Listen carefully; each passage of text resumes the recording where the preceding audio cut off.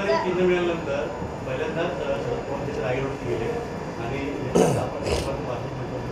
महाराजांचं नाव घेत नाही. तुतारी चिन्ह मिळाल्यावर राष्ट्रवादी काँग्रेस पक्ष शरद पवारचा पहिला चिन्हाचं लॉन्चिंग रायगडवर केलं. याचं कारण असं झालं की आता सध्या काय आहे की आपल्याकडचे मी अनेकदा माझ्या भाषणामध्ये बोललो की आपल्याकडचे महापुरुष हे आपणच जातीमध्ये विभागून टाकलेत आणि या महापुरुषांवरचं राजकारण फक्त आता सध्या सुरू आहे. त्याच्यामुळे कधी नाव न घेणारे, छत्रपतींचं नाव न घेणारे आमचे शरद पवार आज त्यांना रायगड आठवला.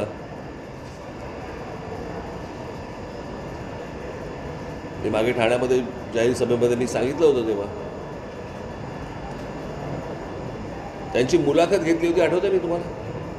मी तेव्हाही तो प्रश्न विचारला होता की तुम्ही शाहू फुले आंबेडकर नेहमी बोलता पण शिवछत्रपतींचं नाव तुम्ही कधी घेत नाही.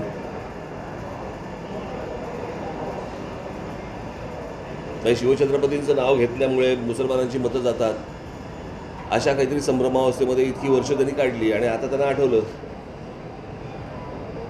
फुंकू दे. राज ठाकरे यांनी काल पवार साहेबांवरती टीका करताना 40 वर्षानंतर पहिल्यांदाच रायगडावरती गेल्याचं असं विधान केले. खरं तर फुले शाहू आंबेडकर ज्यांना आठवत होते फडणवीस सुद्धा असंच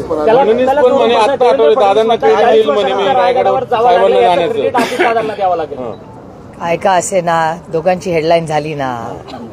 राज ठाकरे आणि देवेंद्रजींना शरद पवारांचं नाव घेतल्याच्या हेडलाईन होते का? तुमच्या प्रश्नाचंच माझं उत्तर आहे.